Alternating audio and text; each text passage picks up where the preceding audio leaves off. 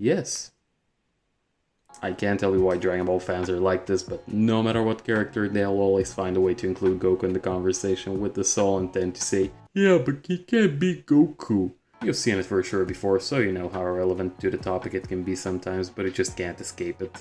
If you like anything, whatever it is, someone will join in just to say that Goku wins.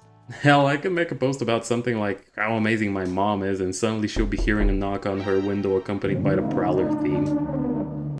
I have a little confession now.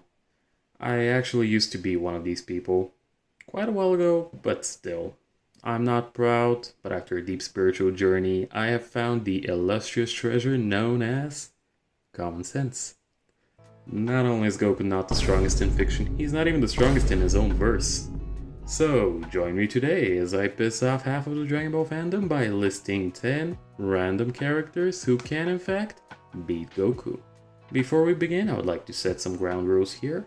No gods, however we could make exceptions for demigods and such. No comic book characters, because it's just not fair. I can literally list 10 versions of a single character that can demolish Goku. And last but not least, the version of Goku that we will be using is from Dragon Ball Super, so no Xeno Goku and no CC Goku. With that being said, let's begin. Bro went from digging holes underground to actually throwing hands with the anti-Spyro, and in case you don't know, they reside in a space between the 10th and 11th dimension. If we ignore the final fight of the movie and just stick to the anime, well, of course not do that, because the final fight in Lagan is superior in every way. It's even more insane because he took him out with just a single attack. And all of that through the sheer power of hype. Beautiful.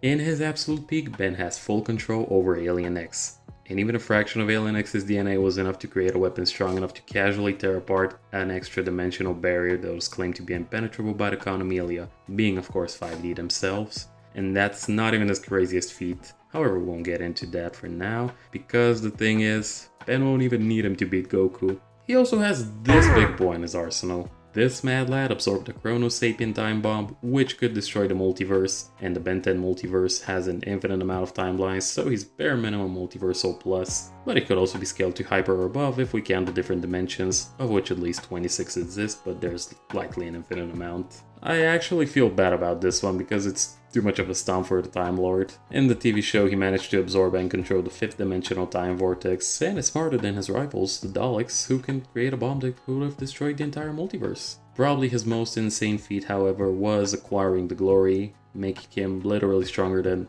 all of fiction. Oh, and he also fought the devil. Including Digimon in the versus list, you would expect me to use a more obvious character, but the thing is, I don't really need to. Despite not being even top 10 in his own verse, Wargreymon still solos the entirety of Dragon Ball Super, and here's why. For starters, Mega level Digimon by default are a threat to the digital world, which is confirmed to exist on a higher dimension than our own universe. And if we, for example, look at Daichi's Wargreymon, it managed to defeat Black Wargreymon, who is above Azulongmon, which is one of the 4 holy beasts, and these said holy beasts maintain the balance of the multiverse. Granted, Digimon without tamers are weaker than the ones who are tamed, but even baseline, just by being a Mega, any Wargreymon can solo Dragon Ball. This one I am including for my personal sake, as I've been getting back into Arctic Entertainment's games, so I had to include at least one character from there. So Drakast's greatest feat was demolishing the Eternal Dragon of Time, but being so powerful that upon being slain, it merged 3 different timelines. This is made even more impressive because it is confirmed that each of these timelines contain infinite universes, so this is actually a high multiversal feat. But Beerus has resistance to Doom Force and Goku is on the level of a god of destruction now, so Bugs Bunny can't beat him. Do you remember that one time where Bugs Bunny became the animator? He'll just use an eraser and Goku's gone. Your favorite verse as well. Yet another franchise with some no-brainers for the list, and yet another entry where I don't instantly choose the strongest character in the verse. In fact, this is a rather debatable fight. However, I am inclined to believe that Zenkichi can take this one. He managed to defeat the final antagonist of the series, Hiko, who beat Medaka and Ajimu. And that's very impressive because Ajimu believes Medaka can beat her due to being the main character, but Hiko bested them both.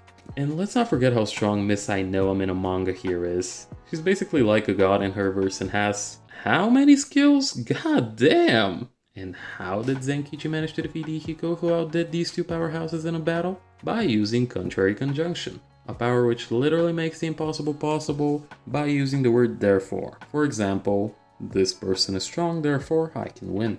Granted, this power was not his to begin with, and he just borrowed it for this one fight from another character, but still, he was the one to ultimately defeat the big threat, so let's just put an asterisk on this entry, as his own power of basically removing Deus Ex Machina is not something that could take down our favorite Saiyan.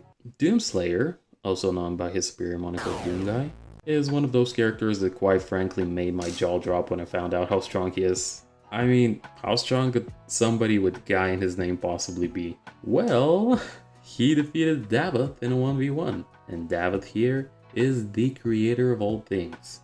This includes a confirmed infinite multiverse and a hell which is, and I quote, unlimited by the boundaries of space, time, or dimension. No competition. Yet another fight that is straight up unfair. Gilgamesh here has the Gate of Babylon, which has virtually infinite noble phantasms, the strongest of which is his sword, Ea. With this sword, he's able to overpower Saber Otoria, and she defeated Sasaki Kojiro, whose Tsubame Geishi is described to have surpassed space, time, and existence, also described to create a future that not even gods could resist. Gil here has also fought and overpowered beings that are a threat to the Moon Cell, such as Altera, who was stated to be able to destroy it, and Bibi, who straight up swallowed it and gained full control. For the record, the Moon Cell is 8D. And of course, our final character on this list is Saitama. Saitama is so strong that...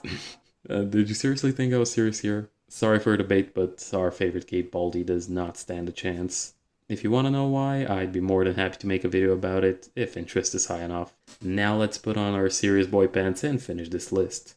The true 10th character is none other than Sonic the Hedgehog. Fitting as his super form is directly inspired by Super Saiyan. For this entry, I'm actually gonna subvert some expectations one last time and not use the Archie Comics version of the character, but rather the one from the games. You see, even game Sonic is rather busted, as we have multiple times where he faces god tier creatures like Alf Layla or Layla, that's a mouthful, who will destroy the entire reality by just existing. Solaris, which is a super dimensional being, and he also defeated the Time Eater, a being capable of erasing space and time throughout an infinite multiverse. Although he did have some help, but it was from himself, so I digress. And of course, let's not forget that seizure-inducing Sonic here exists, and that's vastly superior to his super form, although it's not needed for the fight, it just makes it even more unfair. So there you have it, 10 random characters that can beat Goku. Thank you very much for watching, and make sure to subscribe.